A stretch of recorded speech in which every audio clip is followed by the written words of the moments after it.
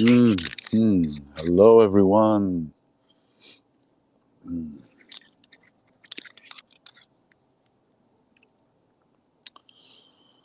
What a beautiful day.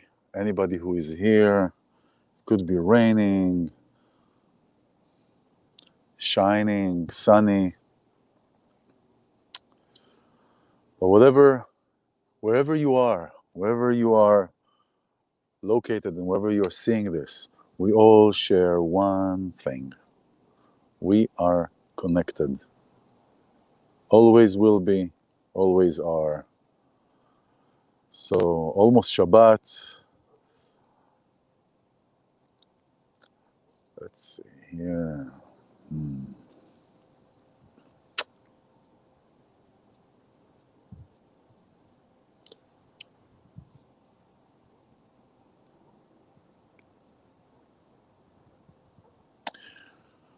Okay, so hello everyone. Almost Shabbat Shalom. I have to put these glasses on because, hey, we are at this time in life. So we are towards the end of this year. Tomorrow is full moon, this winter solstice, and a lot of meanings in this. Every day has a meaning. Every physical existence has a spiritual meaning. And today I want to talk about, yes, it all ties into the solstice. It ties to the weekly portion of the Torah, and it ties to the experiences that are being experienced by every one of us during this week. Just different stories. We all are going through the same emotional journey, the same emotional feelings. We all share similar systems, similar body systems, soul systems. So our soul system and our body system are unified. We are connected through this unification of our body system and our soul system. So, put this here. And so this week events and this weekly portion, and tomorrow is the full moon that is really in the middle of this winter.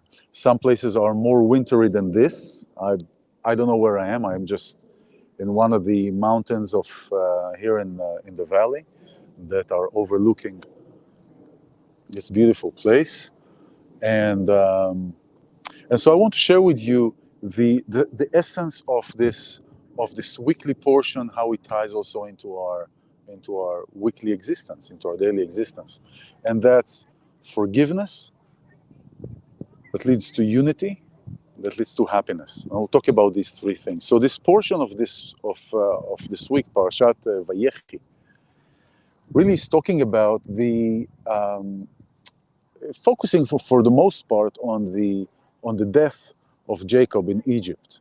Last week we've seen that.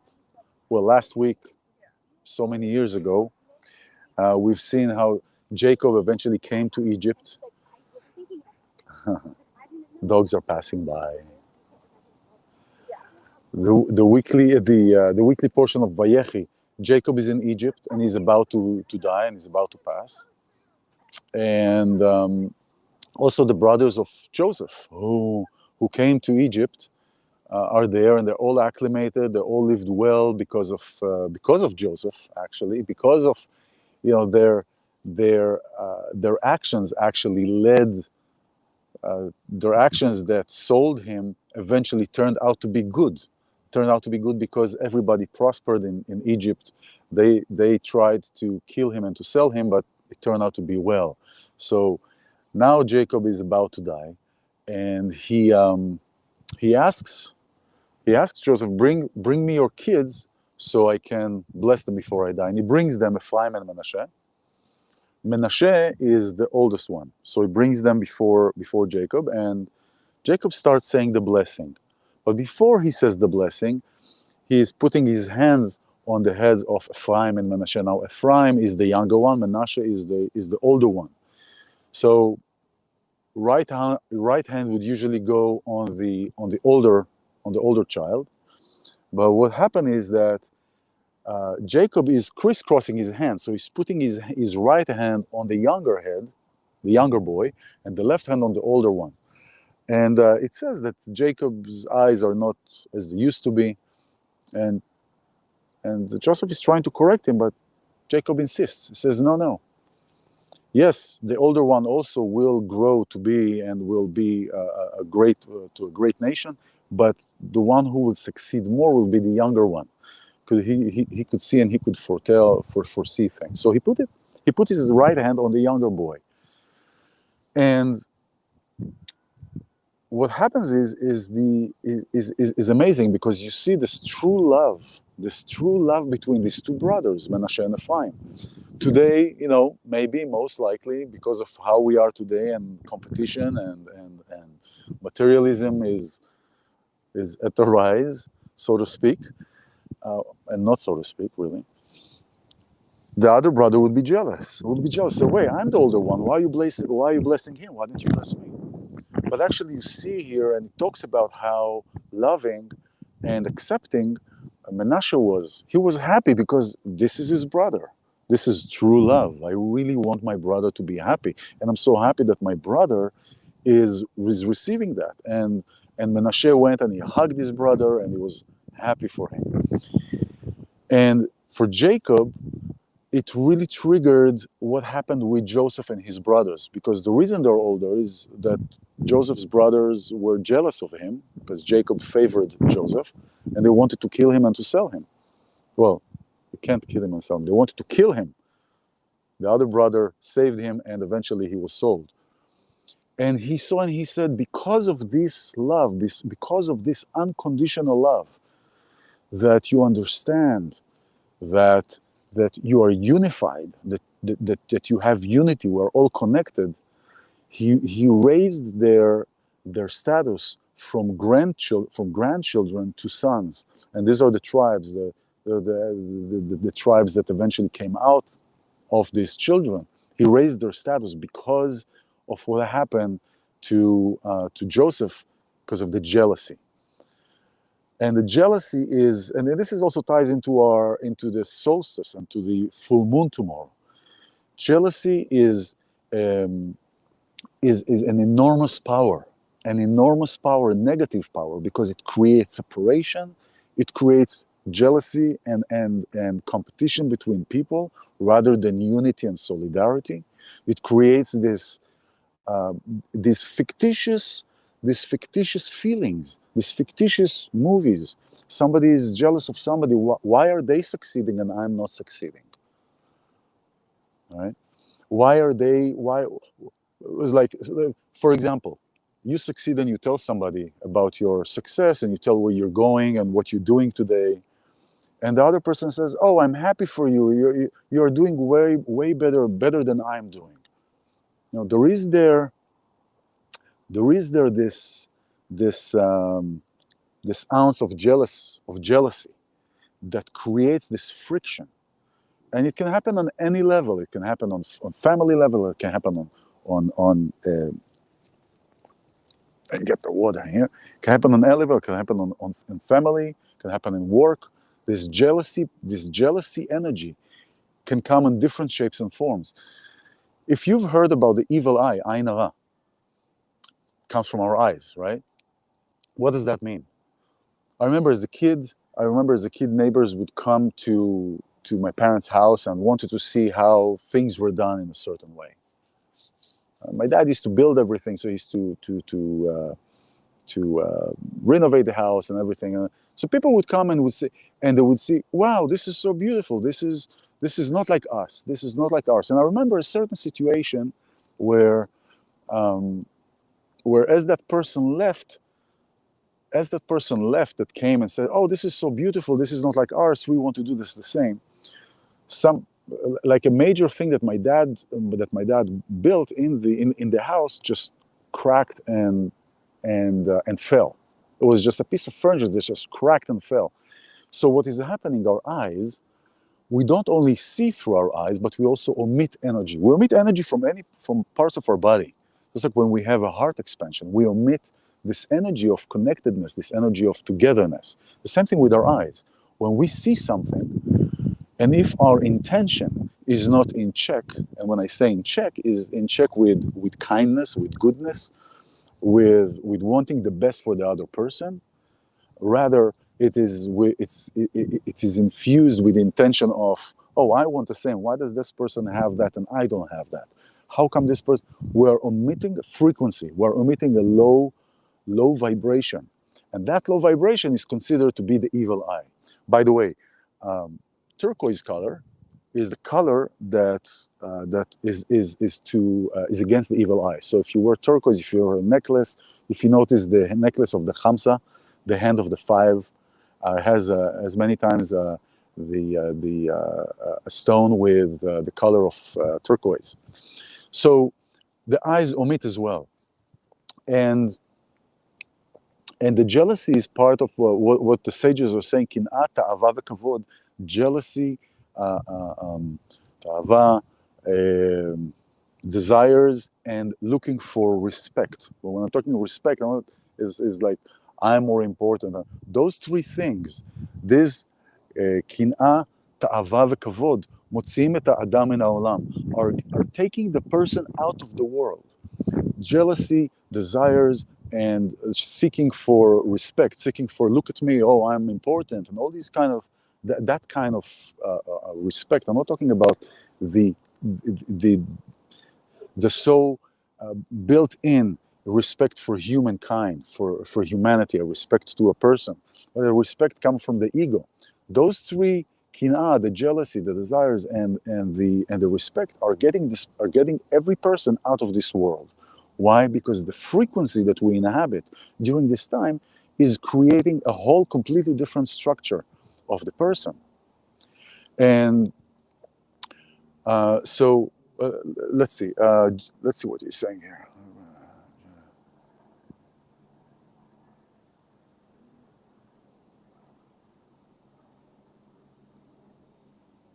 Well, so Gina, thank you. Jealousy can be a positive emotion if you understand it and use it as a tool to move forward. You can only be jealous of things meant for you. Just yes. So I see what you're saying.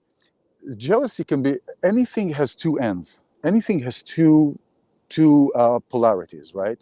Everything can be used for this or this. For example, anger. Anger is a great motivator, right? Anger can be a great motivation to do something, right? To move something. It could also be to destroy something. Abracadabra, right? Abracadabra could be used to create, but it also could be used to destroy. The same thing, yes, jealousy. Jealousy, what I'm talking about is the actual jealousy where it affects and creates isolation. When I'm jealous of someone, it doesn't matter if I'm going to use it later for something else, but the minute I am jealous of something, of somebody else, of their journey, of what is happening in their life, I'm automatically creating that frequency. It is not, you see, truth, right? Truth has no emotions. So truth is truth. Frequency is a frequency. Frequency doesn't have a good frequency. I mean, there is a positive frequency and a negative frequency, but there is a cause and effect. If I use my power, my intention to be jealous of somebody and to have this twitch in my, oh, why does this person have that and I don't have that? I automatically create that frequency that is being omitted. Now then, whether I'm using it for good or not good, that's a whole different story. It's like with anger. I could be angry at somebody and I could be jealous, and I'm angry because I'm jealous. So you see, I'm creating this anger tied into jealousy, tied into isolation, tied into creating stories in my mind, trying to create a story about this person, tying into another loop of creating, speaking negatively about somebody. See, so it creates all these things. And so this jealousy is creating this isolation. Now, forgiveness. The story that we have here in this portion of the week of Ephraim and Menashe, who is the older one, and seeing his younger brother being exalted in relation to the status more than him, he's actually happy for him. He's actually genuinely happy for him. He's hugging him, saying, what can I do? How can I love you? You are my brother. That triggered that jealousy story that Jacob had about his own son Joseph, who was faced almost death and was sold to the Egyptian by his jealous brothers. So there is forgiveness. There is an automatic forgiveness. So he remembers that story, and the forgiveness cannot happen if there is jealousy. It's just like you cannot be totally grateful if you're angry, right? So many times when we do, what's the opposite of one thing? When we do, oh, what's white? Black is the opposite, right? Could be anger. The opposite could be forgiveness, right? Because in forgiveness state, I cannot be angry. If I'm angry, I cannot be forgiving. It's the same thing with the jealous. If I'm jealous, I cannot be forgiving. I cannot be loving. I cannot be unified. So because of this unconditional love that Menashe had for Ephraim, despite the fact that Jacob preferred him, there is this unconditional love of one brother to the other. And it doesn't have to be between a brother. If we understand that we are all connected, that we are all unified, that we are all like these loops, we're all loops. If you look at the flower of life, we're all connected. There is no good or bad timing to enter a story, to enter any story of a person. Because when we meet, we are connected as like two circles that come together, right?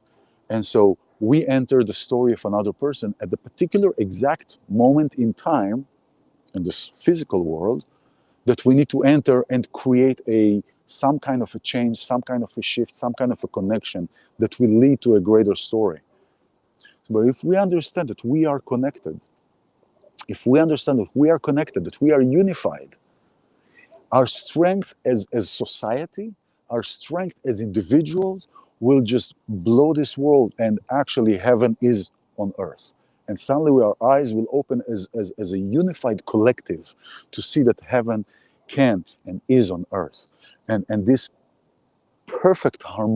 we got a perfectly harmonious globe, that we can see this harmonious creation when we are connected, when we are tied, when we are togetherness. This is ve'ahavta l'reacha kamocha.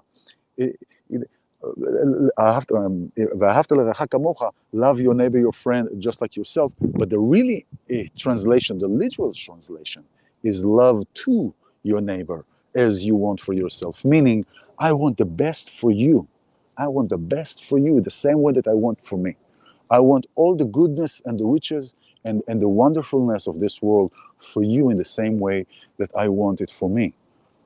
It is not requiring me to be in my full, complete loving of my whole self in order to love somebody. Yes, it has to start with me. I have to be in this place of accepting myself, of seeing myself how I am, and seeing that I am unique just like you are unique, just like you are a single, a unique person, doesn't exist anywhere else. You are the only one that exists. And when I see that, and when I want the best for you, I'm fulfilling this unity, I'm fulfilling this unified connection. Forgiveness then becomes a matter of, as one, in one aspect, forgiveness becomes fluid. It's a fluid forgiveness. It's this fluidity in forgiveness. But because I realize also that everything is temporary. Everything is temporary in this world. And the forgiveness, especially with the full moon tomorrow and the solstice, what doesn't serve us? I mean, we talk about all the time, in every week, every full moon, we're doing ceremonies of releasing what doesn't serve us, releasing the systems that are not helping us, the systems that are not conducive to our growth. It's a continued reminder. It's a continued reminder to release what doesn't serve.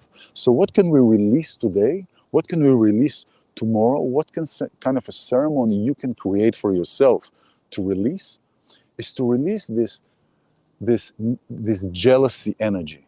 Is to release this, because this jealousy, think about this jealousy like a stem, like starts from the top and just spreads down. The jealousy can lead to many things. And this brings into being the happy and joy, happiness and joy in where we are, in what we have, in looking around at our lives, at what we have in our lives, the people that we have in our lives. This is the time to remember all those that we love, all those who love us, and all those that we love that they don't know that we love them, and also all those who love us that we don't know that they love us. Everybody. Why? Because we are connected. To be connected, to be in this unity that gives us this strength and this power to create and to recreate and to recreate and create a wonderful existence. What is happening now in the world with the chaos is a separation. It's not an attempt anymore. The 0.3% of those who are sitting and running the show, so to speak, are succeeding in creating separation and isolation, because they're creating this situation where everybody in their story, whether you are affected this way or the other by the corona, which is also an implementation of them, is not stopping to think critically, is focusing on survival, is focusing on what do I have to do in order to protect this? What do I have to do in order to protect this? To do this, It's just without thinking. And you see people that are putting all kinds of things, whether it's a mask, whether it's the shots, whether it is staying at home, whether it is not staying at home, whether it's accepting it, whether it's not accepting it, whether you believe in this, whether you don't believe in this, is creating this mesh of separation, of creating this isolation between everybody. And that, and I gave this example a few times, taking red ants and black ants, putting them in a jar without water, and nothing happens. They're just ants in a jar. But then you shake the jar and you spill the ants on the table or on the ground, and the black ants will try to kill the red ants, and the red ants will try to kill the black ants because they think these are the enemy, and they think that these are the enemy. But nobody stopped to ask who shook the jar and why. And that is at the core of what is happening. At the core of what is happening.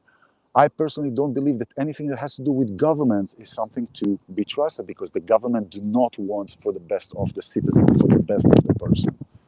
There are agendas. If we look at the history, there are agendas and agendas and agendas.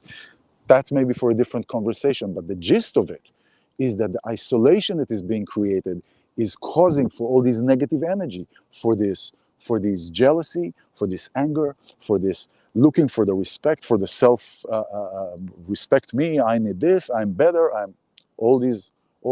So this is the attempt to create this separation. And yes, and everything can be used to different ways, to two sides. Everything is has two ends for it. So we can take, if we find ourselves that we are in an anger, how are we using this anger? If we find ourselves that we are jealous, why are we jealous? We're jealous many times because we're not happy with what we have. But and the underlining of all this, the lack of happiness, is created by these three energies: kin'at, ta'ava, kavod, the jealousy, the desire, and the self-respect, is bringing to unhappiness. This is a core to unhappiness. But when we can shift each one, we can take each one to each direction. And what is the better way to be in happiness is the sense of wonder. Now, so here is a question. The natural state of a human being, is it to be happy or sad? Is the natural inclination of a human being to be a happy person or to be a sad person? For that, let's look at children. A child, a baby or a toddler, a child, by default, they are happy. The only reason that they are not happy is because they didn't get this, or somebody took their toy, or somebody did this, or somebody punished them, or somebody took a word, they told them how to talk or how to behave, or beating down on them, or clamping down on their creativity and spirituality and who they are. But other than that, children are happy. They're happy. We're doing this wonderful work of connecting back to our inner child. Gina brought up a great points here. And this is the work that we do, connecting to the inner. We're looking to connect to the inner child. Not everybody, people that are in that space. Why we connect to the inner child? We connect to the inner child because we want to connect back to the source of happiness, to the source of joy, to the source of love, to the source of being. And so the natural state of a child, we can learn from that what is the natural state of a human being, happy or sad. Happy, because a child is always happy unless something negative is being done to them. Let's see what Gina also wrote. Happy. Exactly. You took the words out of my mouth. Okay. Exactly. So children are happy. So human being condition by default is happy. Don't believe me? Look, children, right? So this is, and all ties into our joy, into our happiness, into our unity, into our togetherness. Love to your neighbor like your friend. And how can I be in love to my neighbor? Also when I'm in a state of wonder, when I'm in a state of also looking at where I am. How is my life looking like? Thank God for the life that I have. Thank God for the life that you have. Everybody is their own story. When you are jealous of somebody, that they have something, that they have whatever it is, you're not taking into consideration what they went through to be in that space, to be in that state. You don't go. I remember when I was 16 and I met somebody. I had a friend who was already in the army, but he was released from the army. He was like 19 or something like that, and he had this huge house in Israel, huge house, and he had this great car. At that time Volvos that were considered like, and he had all this money. And I was like thinking, I was like, oh man, that's cool beans, man. But then I saw him kind of limping.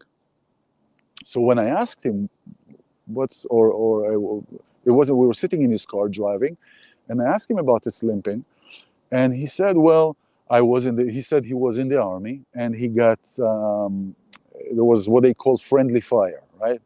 Kind of a funky term, it says. Okay. Friendly fire, that he got his leg shattered. So in his leg, for life, he had all these metal rods that throughout all his entire leg, I don't remember if it was right, left, it doesn't matter, through his entire leg, all the way up to his hip. So it's constant excruciating pain for the rest of his life. If you want something, if you're jealous of somebody that they have all these great things, what appears to be great, ask yourself, are you ready to take the entire package? Because it's a package deal. You can't just take one thing. Can't compare one life to the other. Everybody has their own story. Everybody has their own journey. And you have exactly what you have to have at this particular moment in time. Because what you have at this particular moment in time is exactly what you need, is the right tool for you to continue further and further. So unity, love, connectedness, connecting to our inner child. Gina, connecting to our inner child, connecting to the source of happiness. To the source of happiness. So with this, I would just want to make sure that I got everything. Yes. I mean, got everything. So I wish for you to have a wonderful weekend of exploration, weekend of joy, of releasing of any of these negative energy, of any energy that drags you into a lower frequency. The anger and jealousy and all these are lower frequencies. These are lower frequencies that will attract, in turn, lower frequency people around you and lower frequency events that will cause you to stay in that loop. So I wish for you to have a wonderful weekend. Please subscribe to my YouTube channel. It's listed somewhere in the description. And I'll see you soon, and have a wonderful weekend, a wonderful solstice. create this intention behind the words, to move the words, to allow the words to create and manifest this reality that we so desire. Shabbat Shalom. Bye-bye.